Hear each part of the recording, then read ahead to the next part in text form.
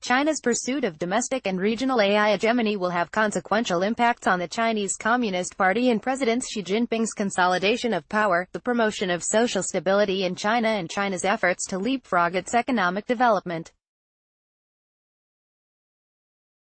The long-term objective of Beijing's AI pursuit is to allow the CCP leadership to achieve its twin goals of realizing socialist modernization by 2035, and to build a modern socialist country that is strong, prosperous, democratic, culturally advanced and harmonious by 2049. At the same time, China's AI hegemony is a strategy to migrate the axis of US-China competition to the technological realm, where China's size and its ChinaNet system, a closed digital system with AI capabilities, can give it asymmetric comparative advantages.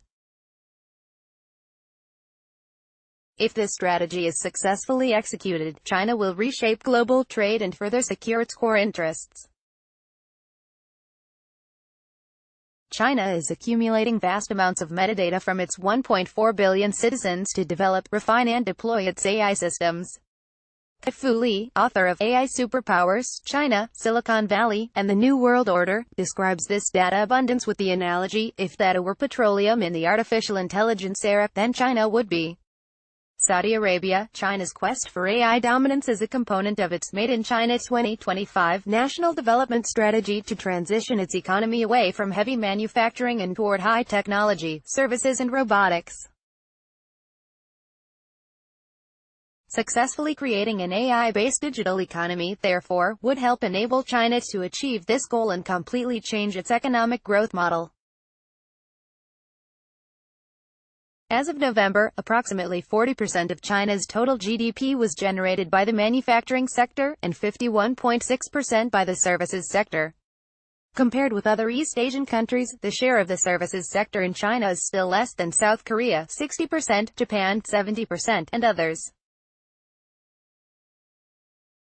Further, in terms of the quality and scale of the service sector jobs being created in China, there are concerns that the trajectory needed to escape the middle-income trap is not in target. With that in mind, policymakers in Beijing are cognizant that an AI-based digital economy could play a role in transitioning the Chinese economy towards sustainable, high-quality, technological-based growth. Xi Jinping, a drafting member of the Made in China 2025 initiative, best articulates its transformative role in his comments to the National Intellectual Property Administration, saying, "Without innovation or intellectual property, we cannot build a manufacturing power for the aim of strong nation. To build a manufacturing power through intellectual property creation and use is the necessary route to build a strong China." Congruently, AI-based technology can advance another CCP goal, cementing its domestic position, through the deployment of a social credit system that rewards or punishes citizen behavior according to the government's rules.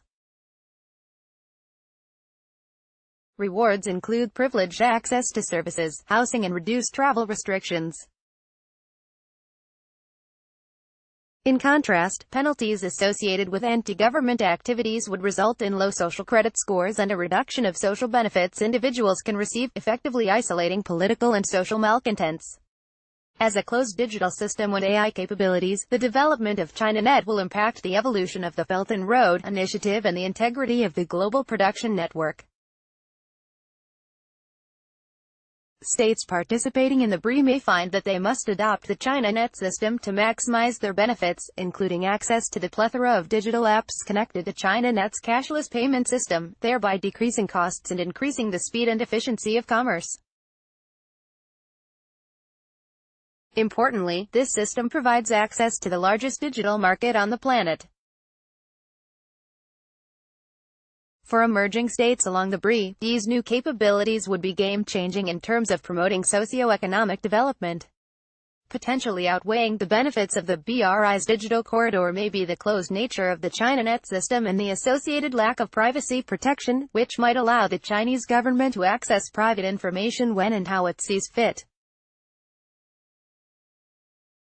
This means that proprietary data, including not just intellectual property but also private information, may be accessible to China's Office of the Central Cyberspace Affairs Commission. States participating in, or near to, the BRI are growing aware of some of the pitfalls and openly embracing it. Sri Lanka, Pakistan and Malaysia are but a few of the states that have been subject to the BRI's debt trap diplomacy, and there are growing concerns over neocolonialism and Chinese businesses benefiting rather than local businesses and communities. Indeed, growing awareness of the AI-based closed China net system and its lock-in effects will increase suspicions about the BRI in 2019 and beyond. Domestically, critics argue that global pushback against the BRI is related to how much China has overextended itself under Xi's leadership. For example, the BRI now has Antarctic, Arctic, African, Pacific Islands and Eurasian components. Further expanding the scope of BRI to include AI-based technologies could act as additional ammunition for these critics of the BRI. Domestic backlash will compel the Xi administration to recalibrate its BRI strategy in 2019 and over the coming years. We have already seen this with Japan and China agreeing to engage in third-country infrastructure cooperation to enhance the BRI's reputation by linking it to Japan's long-standing reputation for high-quality, transparent infrastructure building that has left a legacy of not only no-strings-attached infrastructure development, but also crucial human capital development. The 90-day pause in the U.S.-China trade war is not going to resolve the substantial political, security, trade and technological differences between China and the United States. Xi understands the best way to preserve his and the CCP's power, and to achieve China's national objectives, is through domestic and regional AI hegemony. This objective is incompatible with the U.S. view that trade must be free, fair and reciprocal. It is also incongruous with the U.S.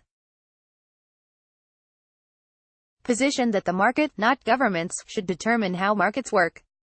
China's AI hegemonic quest will challenge Washington's ability to maintain its dominant political, economic and security presence in the region.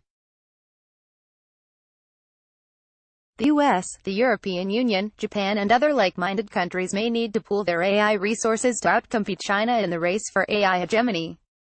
Stephen R. Nagy is a senior associate professor at the International Christian University based in Tokyo and a visiting fellow with the Japan Institute of International Affairs. An earlier version of this article was published in China U.S. Focus. Twitter, Facebook, LinkedIn. Stop hating on the weather forecast. People love to hate weather forecasts, though it's getting a lot harder to find fault. Forecasts gave plenty of advance warning that Chicago would see a bitter high of around -24.5 on when addressing Japan's demographic problems. What is the most fundamental challenge confronting Japan? It must be the policy steps addressing the declining number of births in this country. If the number of births in a group of animals keeps, Japan should let Naomi Osaka play doubles. Naomi Osaka is the toast of Japan after winning the Australian Open last weekend and becoming the first Japanese player to be ranked No. 1 in the world. She faces an awkward deadline, however. J.